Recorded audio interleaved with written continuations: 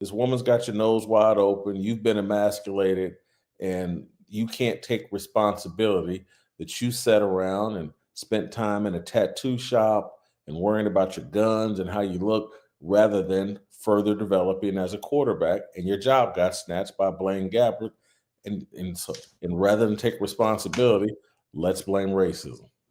Yeah, and then he showed up they actually gave him a special little pro day, and he showed up out of shape. Like, he's like, no, I've been training all the time. He didn't show up.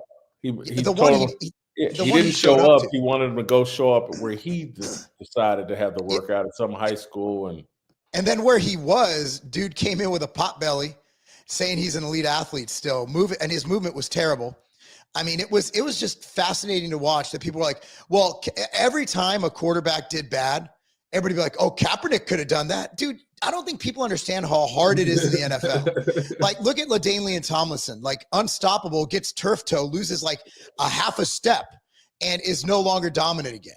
Like, that's how close the great are to the rest. And it was just crazy to watch. I know you as a sports guy and me as a sports guy is watching this like, no, he's not. He's not a good quarterback.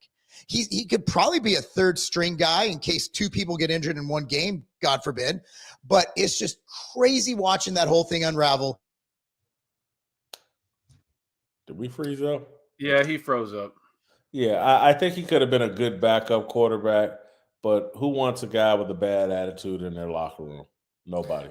Well, that's part of it too. You know what I mean? Like, I think the NFL, I think all of the sports organizations, you know, obviously they all fell along with the legacy media stuff for a long time, but it was strange to watch these folks literally go against their fan base because, very frankly, like, the thought process of losing that kind of money, it was either on purpose, where they just kind of, as an organization, decided we are going to go woke for a while and see how that plays out, or they really are just very fucking dumb. Like, I mean, they really just wanted to lose a lot of money, because I know, so like, I don't watch sports anymore at all. I just it's not something I like. None. But I know a lot of people that I really don't watch any sports. I really don't. Like, I mean, I might watch an MMA fight here and there, and if it's late night and ESPN has a judo tournament on, I can't fucking unglue my eyes. But besides that, like, there's not the sports that I like, there's not like organized leagues that are there. They're like, I love judo as a sport. You know what I mean? Like, and there's just not a lot of competitions. Yeah, cornhole. Caitlin Clark didn't capture your imagination.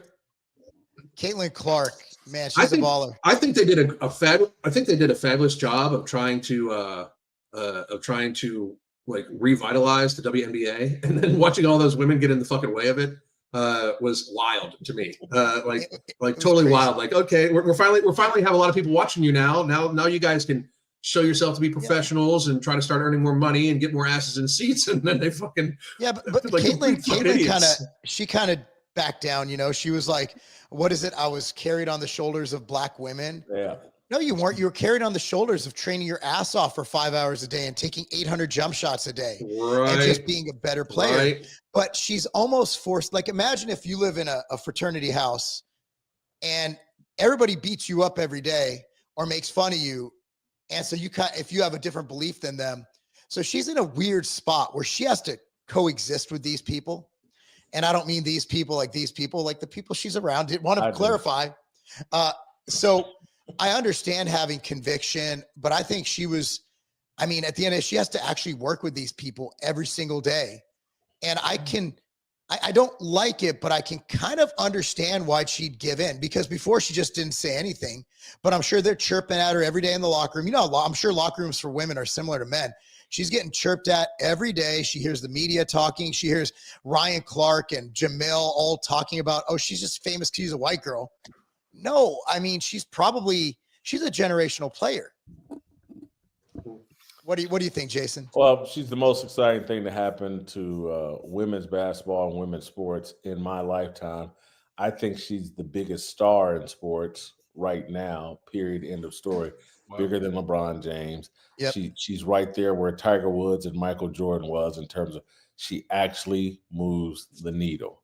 Wow. The fact that the NBA or the WNBA didn't step in to put a stop to all the trolling from the current and former Black players goes back to my theory that all of these leagues, the whole sports world, is trying to promote racial conflict. It's crazy.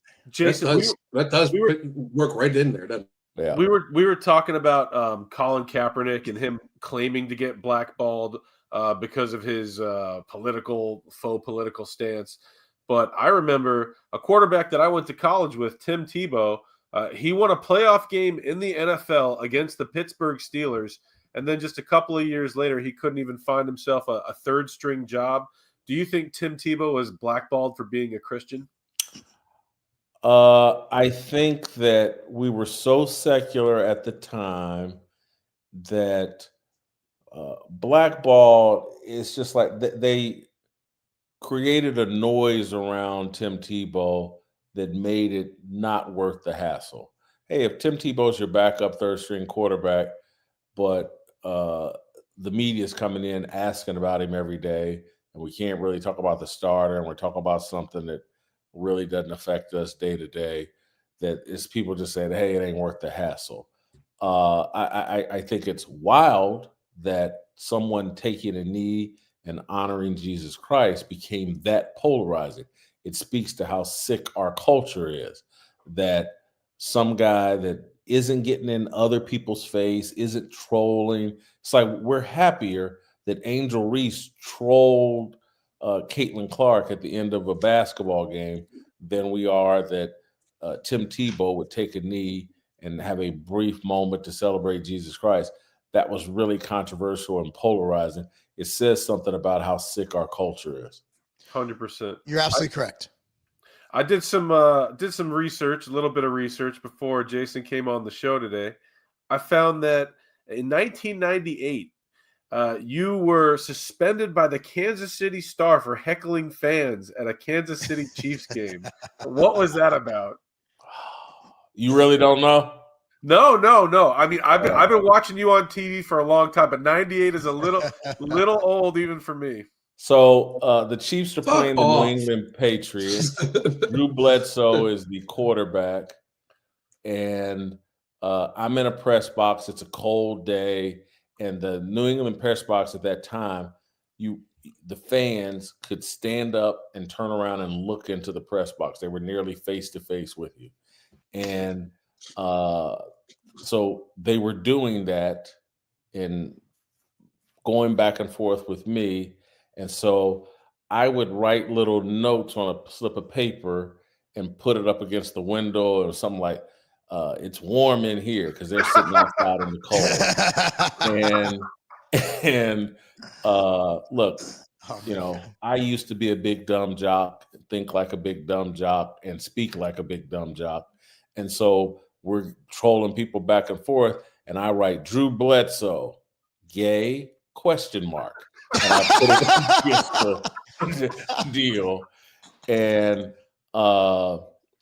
the PR guy, or the media relations guy for the Kansas City Chiefs, was a guy named Bob Moore that hated my guts. And he hopped immediately into action. God, Whitlock, and again, not that he knew what was written on the paper, it just knew that I was in this little heckling back and forth.